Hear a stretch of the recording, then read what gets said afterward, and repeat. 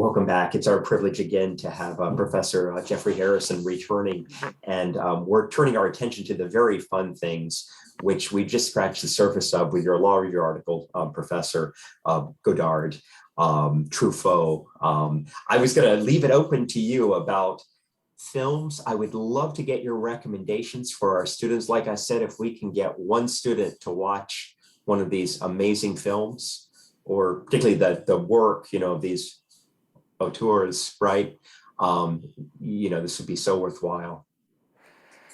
Um, I think, oh gosh, let's see if I can think of the name of it. It's the one that has God in it. Does that ring a bell with you? Um, Um, something against. Oh gosh, I'm sorry. Should be able to. oh, wait, is this not the Truffaut film? I always get these confused. The glass blower, the kid that shows up, remember from, I don't know, like a feral kid that shows up. Um, there are so many. Are you referring to a Godard film that was maybe a later one? Yeah, yeah, one of the later ones. It was like man against something and something against all. If I weren't on the computer with you right now, I could find it in like 5 seconds. But other than that, one or two things I know about her is also a good one. Thank you. Um, Truffaut, I know I think are a fan of Truffaut, or you had mentioned him as well, particularly the French New Wave. Any films of Truffaut's that particularly resonate with you? I'm sorry. Are there any films of Truffaut, Francois Truffaut, that particularly resonate that you would recommend as essential Oh viewing? yeah, well,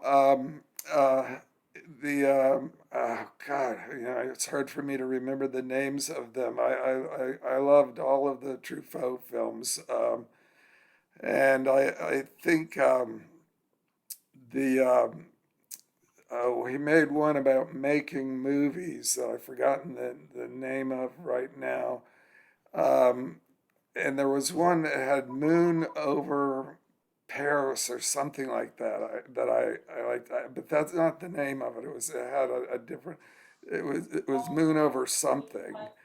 Um, and of course, he had a whole series of Antoine Doinel films in which he went from when he was a young child to like say 30 years old. I liked all of those as well. Thank you. Yeah, I know he had kind of that alter ego, right? Yeah, and it was really, was that a shadow self of him, or was that really closer to him? Do you think portrayed in the film? I think closer to him, yeah. Thank you for that. And I have to mention this in 1994, it was a film that I don't think a lot of people knew about. And it was Richard Linklater's Dazed and Confused, you had recommended, which certainly is pretty actually an amazing movie. Well, Um, I mean, and very much a derivative of Godard and Truffaut and the New Wave. yeah, thank you. Yeah, for that. Are you a fan of American Graffiti as well, being kind of derivative? Yeah, I think that's true. Yeah, Yeah. yeah. Uh, I mean, and so it's sort of my point that a lot of those things didn't just disappear, they just sort of seeped into the mainstream. you. I think you also encouraged us at the time. There were a couple of interesting movies that had just come out. Oliver Stone's Natural Born Killers had just hit the theaters, which was a pretty intense um, audio visual experience, Right. multimedia, I think was used. He was coming off JFK and really fascinating. And the other one was a little film called Pulp Fiction by an up and coming director named Oh yeah, Tarantino. yeah. Yeah. Now I mean, there you go again. I mean that yeah, film because it essentially was a circle, uh, and the timing was different and all of that. I mean, it was certainly not linear in say the way a 1960s movie would have been. Yeah. Thank you. Do you think that these films are as compelling as the original New Wave when they hit? Has it become mainstream? In other words, a lot of these innovations by Godard, Truffaut, and the others. I, well, I mean, you get me down a road where I don't think anything interesting in film has happened is since Star Wars, mainly because everything became special effects and we lost. So to the extent that those Godard and Truffaut had influences, they have been offset by kind of this sort of emphasis on special effects and action movies, which I guess are big for box office, and people aren't interested in the more introspective or puzzling movies as much as they were at one time. Thank you. And I know Scorsese has particularly come out against these superhero films. He feels that they're much more formulaic. It's the hero's journey, but just rebadged, each time. And 1970s, it was such an interesting path, right? You and I know in cinema, you had this one Scorsese, De Palma, Coppola, some of these other directors that were going Right. down intense, character-driven, right, analysis, profoundly influenced by the new wave. Altman, I throw another one in there, and it escapes me right now. Whoever directed, is it Penn? Whoever directed Bonnie and Clyde. In fact, I just found out about this. I did not know Truffaut was as instrumental in redoing Bonnie and Clyde's script. Oh, really? No, I didn't know that Yes, either. I will send you the clip. Truffaut actually looked it over and made suggestions on it. Huh. On the script, and they were talking about some jump cuts, and Truffaut had actually interjected and said that he thought that it would be better not to have as dramatic of a jump cut in one particular scene, on it. But Star Wars hit, Jaws, right? I think a couple of years prior or a year prior, and then Star Wars hit. Star Wars is interesting because it's very derivative. To me and my wife, when we see Star Wars or the Lucas films, we see a lot of Kurosawa, Akira Kurosawa, right? Yeah, The right. samurai. He's even he does a swipe across the screen. And I think the swipe, indicates a passage of time, right? Right, And right, it's a Kurosawa swipe. There may be a better term for it, but going from, I right. believe, left to right, on it. But it's interesting. I think what you're saying is it became much more action, effects, and story driven. Would that be fair to say? Yeah, I think so. And a lot less, uh, I don't know how else to put it, but a lot less acting. Um, what I'm always surprised of, if you look at, say, some TV shows from like the 50s and especially movies from the 50s, um, acting was so important in those because they had no special effects. There was nothing else much going on. And then with the advent of Star Wars, it's like the acting, sort of the craft, became uh, of acting became less important, and now it became car chases and explosions and special effects, and I like those too, but I wish there were room for the other as well. Yeah. I know we had talked about some French New Wave, but Bertolucci, right? I guess technically Italian. Sometimes I think of him as being very influenced, right, or right next door to the French filmmakers. Are you a fan of Bertolucci's films? I love I love uh, The Conformist. The Conformist, yeah, great movie. And he made Last Tango when he was 29 years old. I mean, you can't even believe that. You know what, Professor Harrison, I'm so glad you brought that up because I was, everybody asks, what's your favorite Bertolucci movie? And, politically correct, I always tell the Last Emperor. But Last Tango is such an amazing journey, particularly I think it has more meaning for me as I reach, have reached past midlife now. Right. And it was hard for me. It was so emotionally, remember we're talking about John Lennon's album. It came from that same period, emotionally raw. Yeah. And I've never seen acting like that.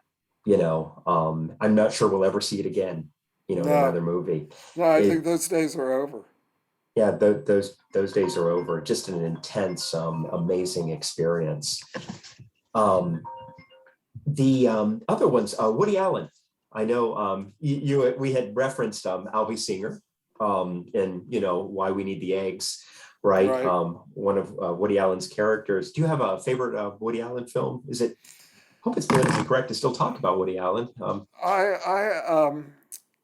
It's, I watched it recently over again and it was very badly dated, but until I had done that, I would have said Sleeper. Great movie, But I also liked, although it's politically incorrect these days, I really liked Manhattan. Manhattan. Yeah. And the one that he made with Scarlett Johansson more recently, that with the tennis analogy. Oh yeah, Oh, Was it Match Point?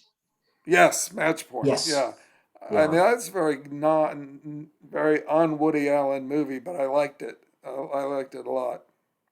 One thing I like about Woody Allen, he's prolific, but he also gets outside sometimes, right? Yeah, He expands that envelope, yeah, which is wonderful.